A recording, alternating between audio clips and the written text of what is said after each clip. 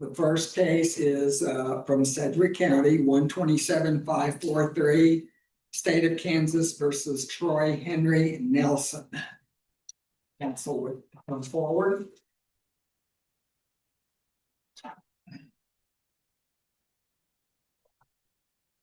We have Mr. Gillette for the appellee and David Pachacon for the appellant. say your last name again. Pachacon, just like it's spelled, right? Just like it looks. All right, do you wish to reserve any time for rebuttal? 3 minutes, John. That is granted.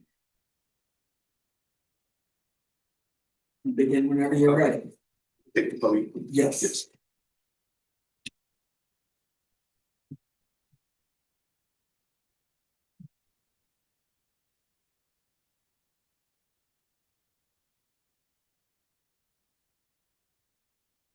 May it please the court. My name is David Pachacon. I represent the appellate Troy Henry Nelson.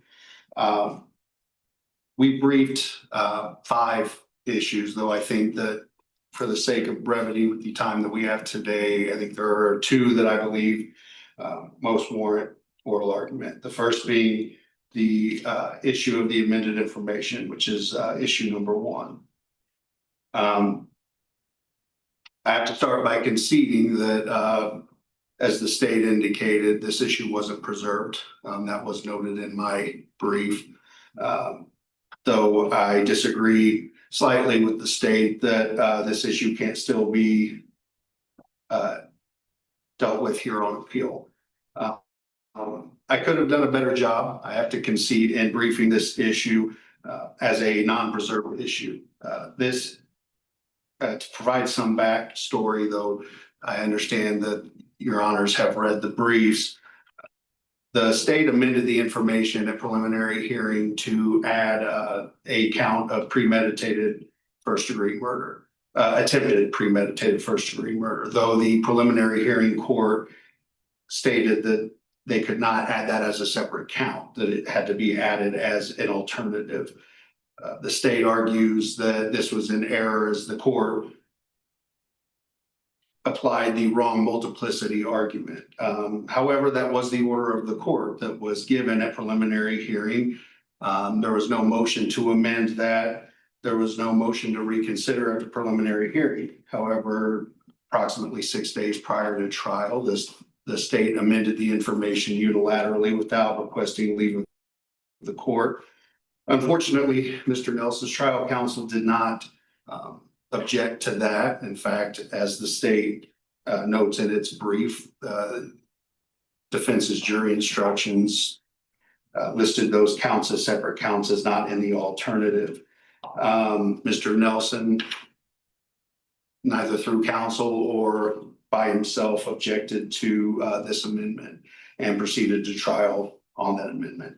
Counsel, I'm looking at your brief. Yes, On page 6, it says standard review and preservation of the issue. yes. But I don't see that you address preservation.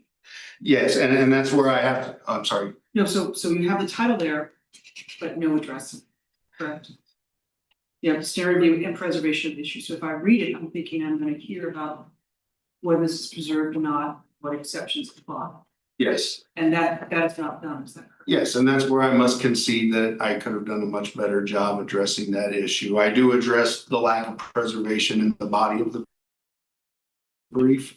And I do address, though I don't cite to the authority or the exceptions, I do address Mr. Nelson's fundamental rights being violated by this amendment.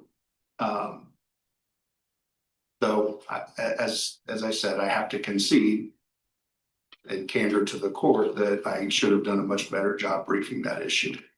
You briefed it more directly in the reply brief, correct? Yes, I did, and I understand that the case law is clear that a reply brief cannot remedy this issue. So I did address the issue as I was drafting the brief, though I have to acknowledge that in the preservation section, I did not specify the case law as to why the exception applies.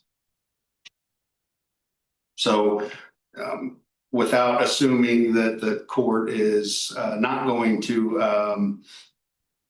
to address this issue, it was improper for the state to move to, or not even move, but to amend the information without leave of the court. And the district court, though I believe that the district court wasn't fully informed, as I noted in my brief, neither Nelson's trial counsel nor the district court judge who heard the trial were present at preliminary hearing, which I think might have been part of the issue as to why this wasn't objected to by either the district court or Nelson's trial counsel, though trial counsel should have been better informed of the posture of the case. So I cite in my brief that this is an abuse of discretion issue, and I believe that though the district court likely was not even fully informed on the issue was decided, if in so much as it was decided based on a lack of sufficient factual evidence. As far as the district court doesn't appear to recognize that this issue had already been dealt with at preliminary hearing. The district court had already, or the preliminary judge had decided that they couldn't be brought as separate charges. And then, as I've noted in my brief, this prejudiced Mr. Nelson due to his inability to properly prepare for trial, strategize for trial based on this, going into trial, assuming that these were going to be alternative charges.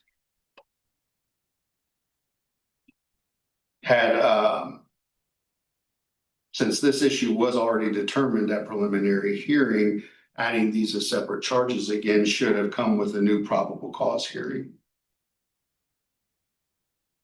Well, you would have to have probable cause to put in the alternative.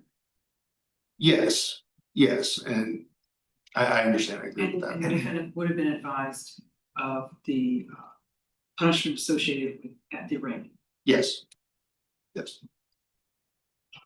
And the next issue that I believe is most appropriate for oral argument today is Mr. Nelson's claims of ineffective assistance of trial counsel. This might even be slightly more convoluted than the amended information. Mr. Nelson had multiple attorneys during the trial phase. Ms. Corrado was brought on after preliminary hearing, and I believe there were several errors that deprived Mr. Nelson of his right to a fair trial.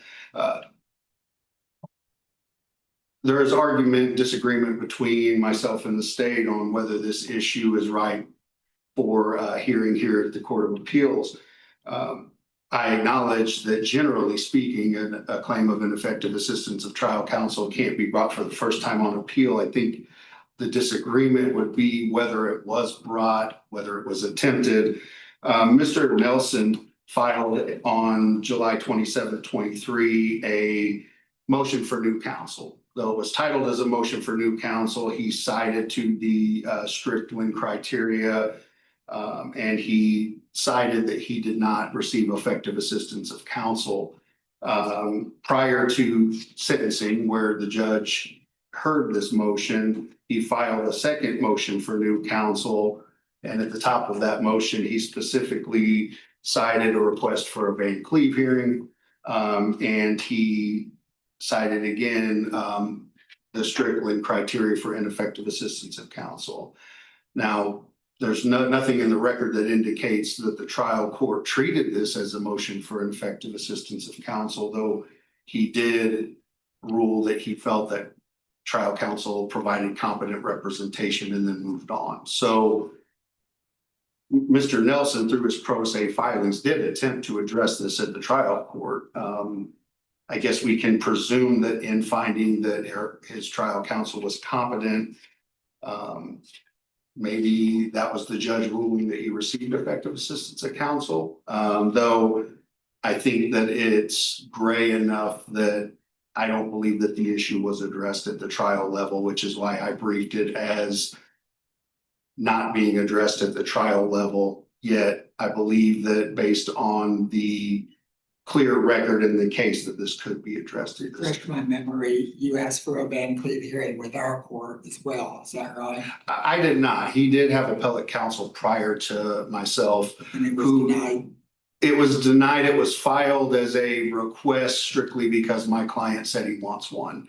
So there wasn't much explanation given in that Van Cleve request, though I did not file a subsequent one as I viewed the issue as addressed and I moved on. But how could we possibly review it without any kind of an evidentiary hearing? I agree that that would be the most appropriate way. However, Mr. Nelson is put in a pretty bad spot as someone who is sat in jail and now prison for quite some time. He sat in jail the entirety of the couple of years waiting on his case to conclude.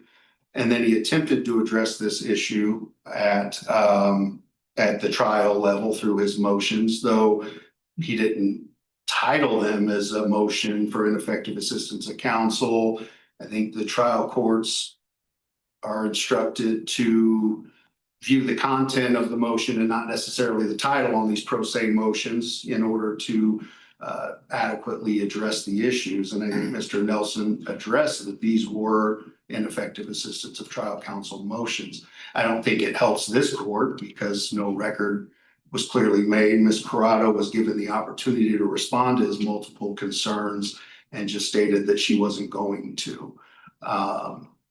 Now, perhaps she didn't view that as a motion for an ineffective assistance, and she did state in her response that if she were put on the stand, she would.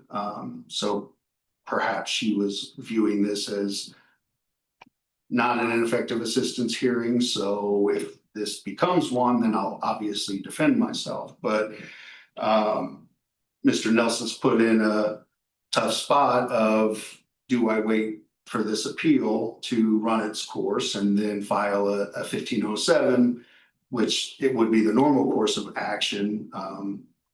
That doesn't obviously mean that this court has to hear it because Mr. Nelson should get a chance before 1507. So I'm not claiming that that's a reason why the court should hear it, but I do think he attempted to address it. I think the record's clear enough on the issues. If we were to take just the issues that we know to be true that are not disputed. And I, as I briefed, Ms. Corrado's refusal to defend the accusations that Mr.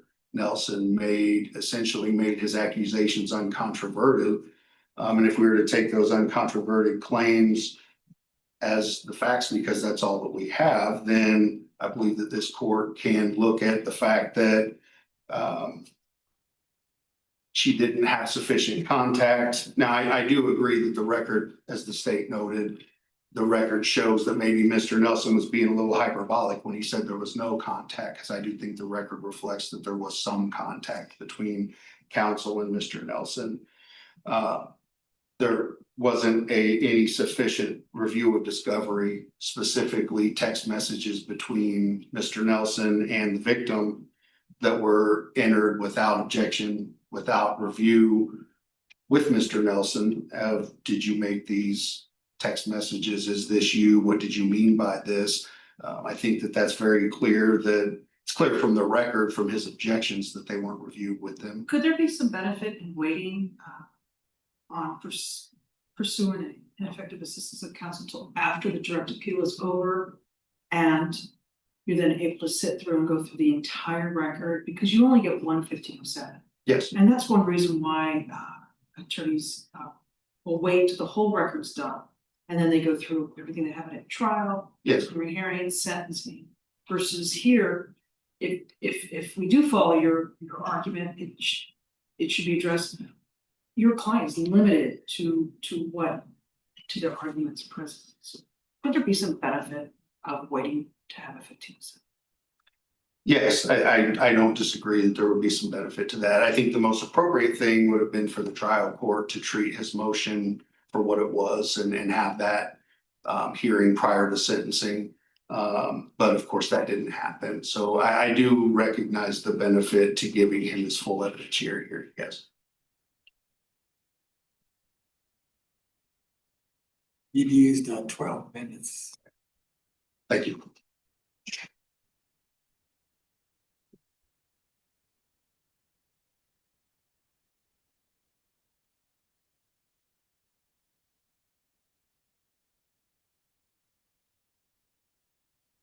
May it please the court, Assistant District Attorney Lance Gillette on behalf of the state.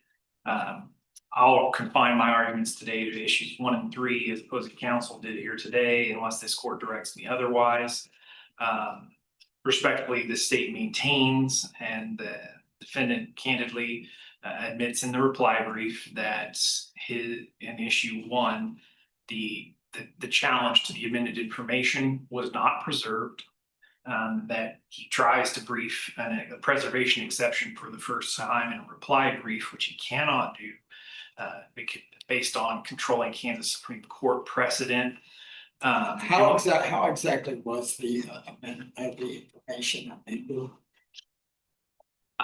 That's a fair question, and candidly, we don't have the full details. What the record does show is the First Amendment happened following a preliminary hearing. Well, I know that, but the judge ordered it needed to be alternative, and then about a week or so before trial, it appears the state just filed an amended information.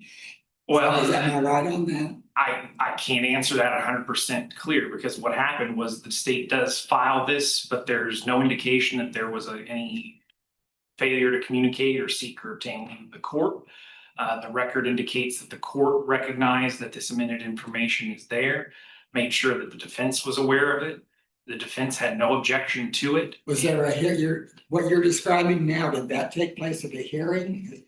Yes, the district court did note that prior to the beginning of trial. Yes, At the beginning of trial, yes, the judge said something like, you're aware that there's an amended information here, right? correct. And defense counsel said yes. Said yes, and we Okay. proceeded to trial. All right. Yes, and so what if any other communications that had gone on, we simply don't know.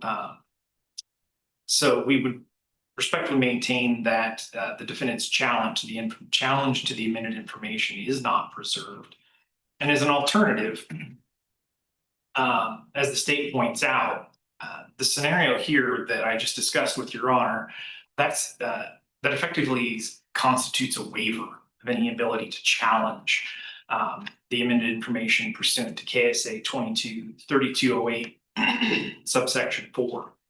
I noted the Dunn case in my brief, and just again reiterate to this court that if a defendant, the only way to escape that waiver is for a defendant to make a claim and demonstrate the cause for why he should not be held to his waiver. There's been no attempt to do that here. And an example from Dunn is that if a defendant could demonstrate that a charging document was so bare bones that he or she was unable to appreciate an infringement of their due process or notice rights until the evidence began or came in at trial or later, that's an example of something that could constitute cause shown. We have nothing of the sort here. We have a record where the defense, with the defendant present, was fully informed about the charges that he was proceeding to trial on, made no objection, and proceeded to trial.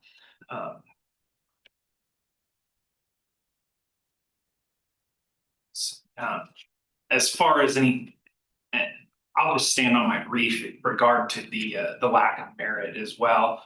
I would just briefly summarize that portion or that alternative argument that I made, that I think it is pretty clear in the record here that the preliminary hearing judge that was helping to unwind the cases from the COVID era misapplied the multiplicity test. It was pretty obvious that he applied the single act of violence test. The defendant has no right to that misapplication of law. And so again, I think that the amendment was appropriate here. Defense counsel not objecting to that amendment for that reason, I think was also absolutely appropriate. If there are no other questions on that issue, I would move on to to the ineffective assistance claims. As noted in the state's brief, ineffective assistance claims are not ordinarily addressed here for the first time. Because they involve mixed questions of fact and law. And candidly, as the state asserted in its brief, the 6 various claims that are made here, candidly, they are all completely refuted by the record here based on what's in the record right now. So initially, the state would say that this court cannot reach those claims. And in the alternative, should this court elect to, you can just deny them all because they are all meritless. It was clear, defendant's first claim that trial counsel had no communication with him prior to trial is simply not true. It is controverted clearly in the record. They were clearly working together. I guess before I address each of these points, I would also note here it is clear the district court did not treat this as an ineffective assistance of counsel motion. It treated these 2 documents at record volume 180 to 94 as a request for new counsel. Notably, those 2 documents, you cannot look at those and see that those were written by the same hand. There's no indication that this was actually coming directly from defendant. There's no indication or record about what, if any, resolution was reached between defendant and his trial counsel to allow them to proceed. Candidly, the defendant's argument at the motion for new counsel was far-ranging. It targeted previous attorneys, the court, the state. It was just kind of a scattershot argument out of frustration, not directly bearing on ineffective assistance of counsel. So that would bring me back to the 6 claims that were made. I've already addressed the first. It is also clear that trial counsel reviewed discovery with the defendant. The 103 pages of text messages being the only one that he attempted to complain about here.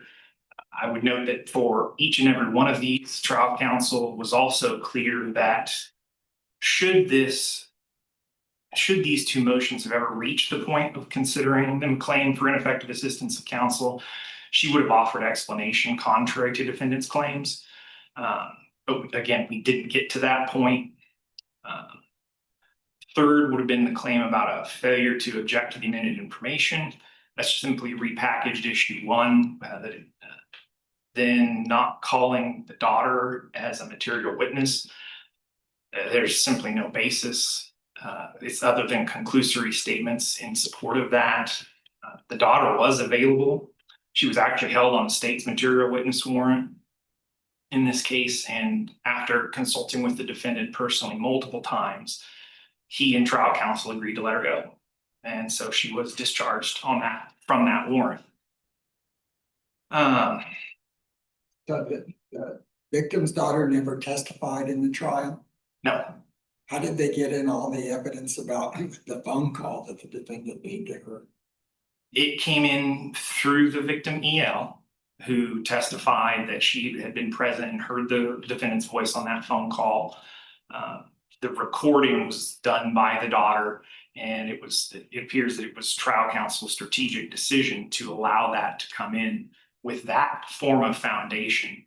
And candidly, it was a wise decision because it did put before the jury an unchallenged alternative version of events from the defendant that the state was not able to cross-examine him.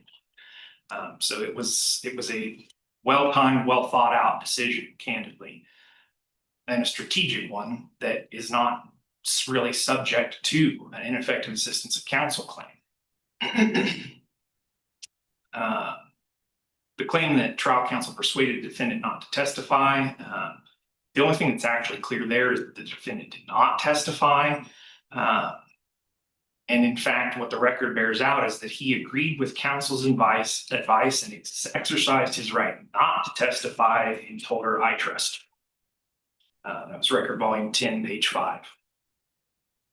And then finally, the ineffective assistance overall, the state maintains that that was a purely conclusory claim.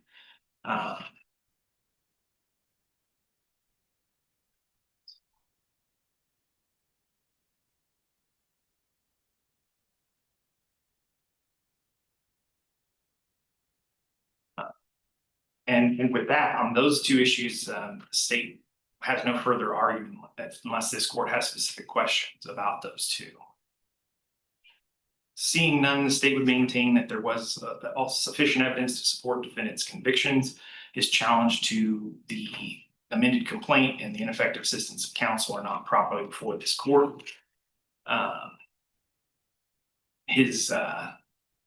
Actually, before I sit down, I do want to note one thing about issue 4 that wasn't talked about earlier. This court is likely aware that last Friday, the Kansas Supreme Court issued an opinion in Brown, and it's slip opinion 128178, that clarified our case law on how claims for mistrial are to be construed. The briefing here gets close enough that this court could certainly apply that clarified test from Brown to how the parties briefed that issue in this case. There was an inadvertent mention from EL that the defendant had been in jail. It was clearly inadvertent. But arguably that would have constituted prejudicial conduct in court.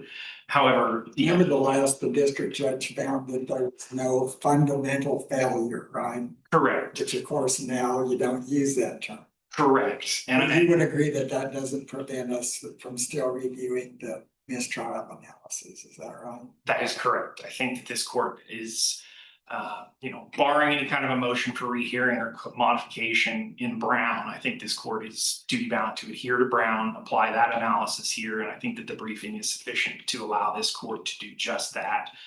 And I think that the remedial measure taken by the court, making an extensive record about how this inadvertent statement came about, that it was passing, that it was not nearly as harmful as the reality that defendant had been in prison, that there had been other redactions throughout their evidence in this case to obscure that reality so as to not prejudice the defendant, and then ultimately to instruct the jury that, quote, you must disregard the testimony of EL that the defendant had been in jail prior to the date of the attempted second-degree murder here. Do you plan to file a 609 letter now that you're talking about it? Or argument? I've been trying to figure out And this is kind of it's a tricky area because while that opinion is out there, the time for a motion for rehearing or modification is not yet run. I do have the ability to file a 609 letter once that case is final, and I believe that would be my intent at this point, would be to file that letter. wait the 21 days then. Correct. Once that time is run. If there are no other questions, I thank this court very much for its time and would ask that the defendant's convictions be upheld. Thank you.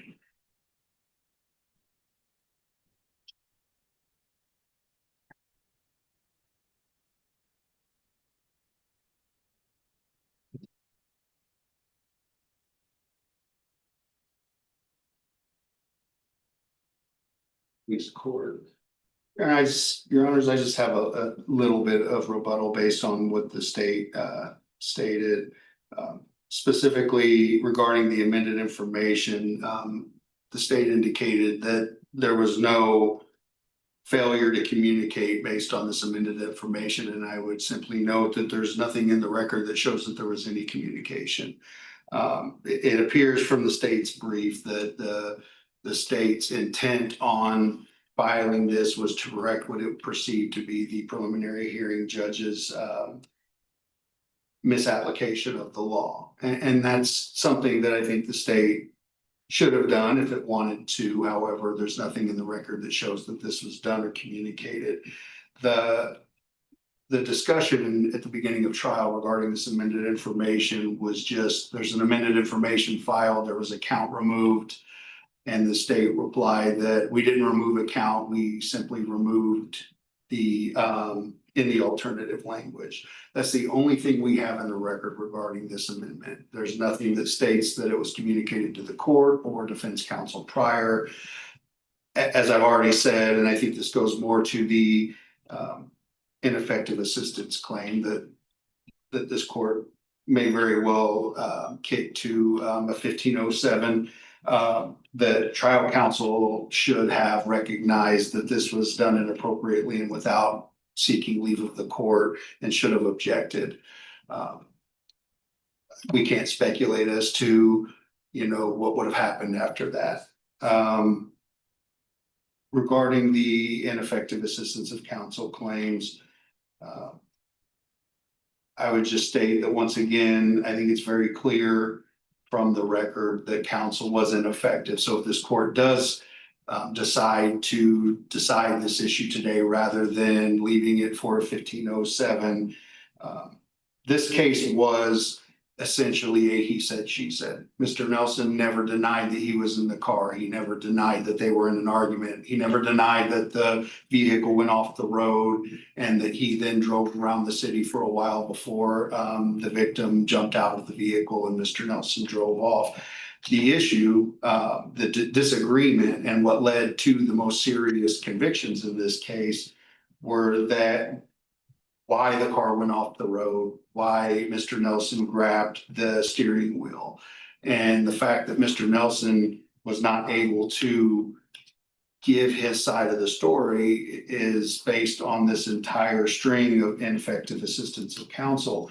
Had counsel sufficiently contacted Mr. Nelson, had they had sufficient time to prepare for trial, had they reviewed this discovery, specifically these text messages that were admitted without objection, without providing any foundation, without Mr. Nelson being able to rebut them because he relied on his trial counsel to that he didn't need to testify. There isn't anything on the record showing that why he, you know, chose not to testify. The trial court did not put it on the record that he wasn't going to testify, other than, have you had sufficient time to have your conference? And she said, yes, we rest. That's the only thing in the record about his decision not to testify.